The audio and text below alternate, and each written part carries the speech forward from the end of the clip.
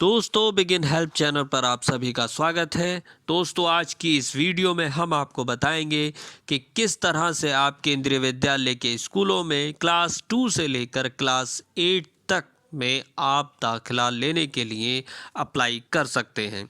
क्या उनकी उम्र होगी, कौन से वो डॉक्यूमेंट्स होंगे जो आपको चाहिए होंगे और कौन सी वो कैटेगरीज़ हैं जिसमें आप अप्लाई कर सकते हैं और कौन से वो रिज़र्वेशन हैं जिसके अकॉर्डिंग आप अपनी एप्लीकेशन को दाखिल कर सकते हैं।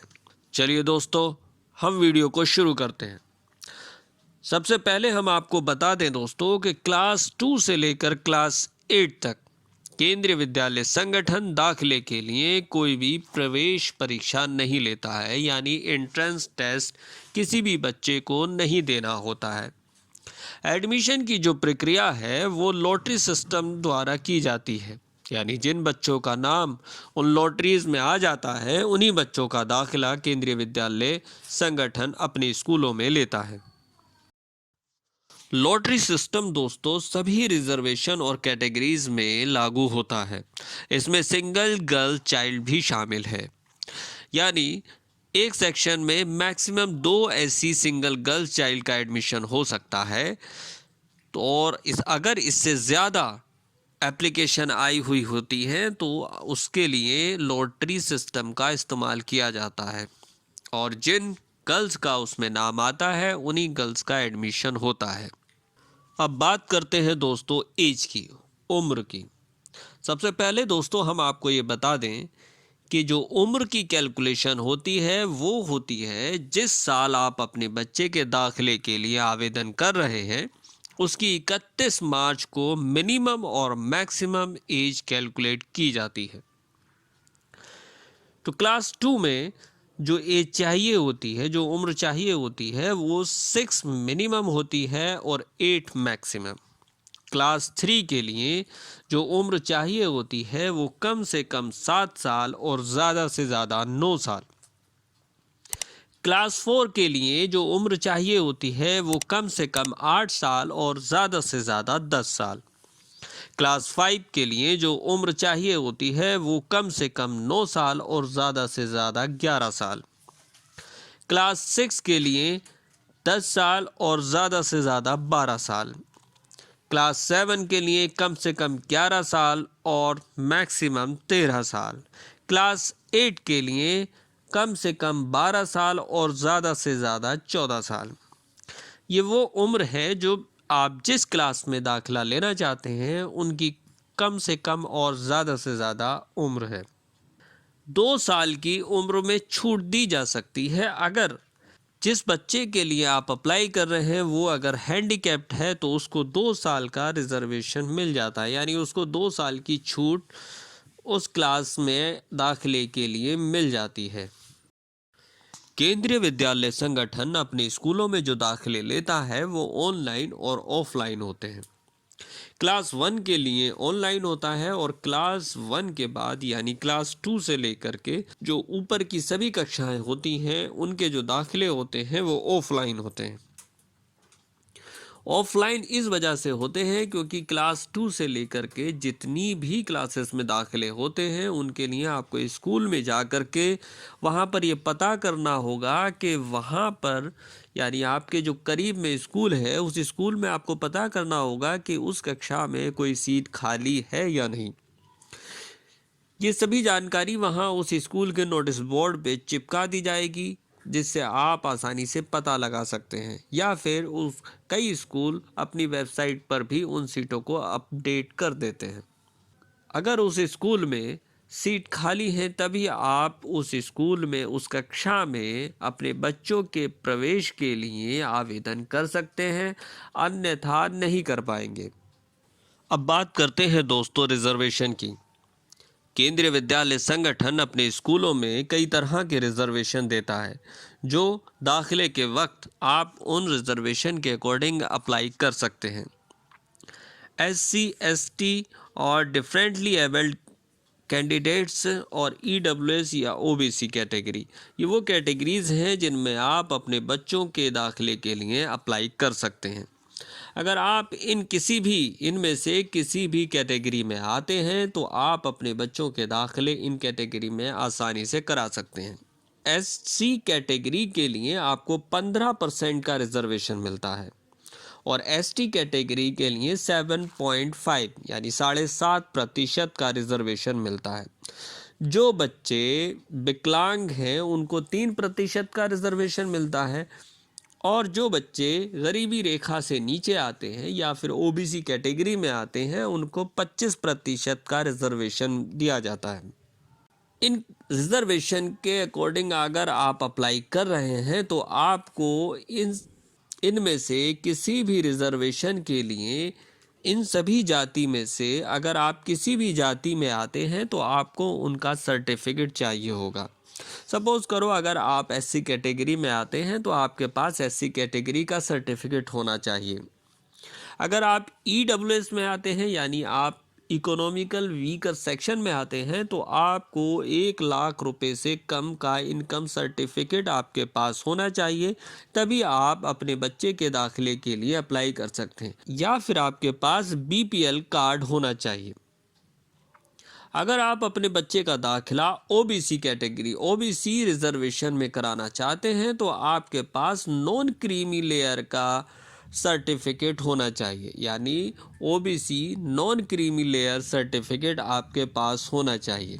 अगर आपका बच्चा विकलांग है तो आपके पास उसका विकलांगता का सर्टिफिकेट होना चाहिए, तभी आप अपने बच्चे के दाखिले के लिए अप्लाई कर सकते हैं, क्योंकि ये सभी सर्टिफिकेट आपको अप्लाई करते वक्त या फिर दाखिला के वक्त चाहिए होंगे।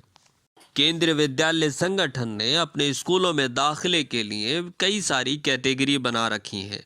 वो कैटेगरी जिनमें वो दाखिले के वक्त उन बच्चों को वरीयता दी जाती है। वो कौन कौन सी कैटेगरी है जिनमें आपको दाखिले के वक्त प्रीफ्रेंस दिया जाता है, यानी सबसे पहले कौन सी कैटेगरी को वरीयता दी जाती है? पहली वरीयता में वे कर्मचारी के बच्चे हैं जो केंद्र सरकार के अंतर्गत नौकरी करते हैं या फिर पूर्व सैनिक या जो रिटायर हो चुके हों उनके बच्चे, और या फिर विदेशी राष्ट्रीय अधिकारी के बच्चे जो भारत में आए हैं। इन सभी बच्चों को पहली वरीयता के आधार पर दाखिला दिया जाता है।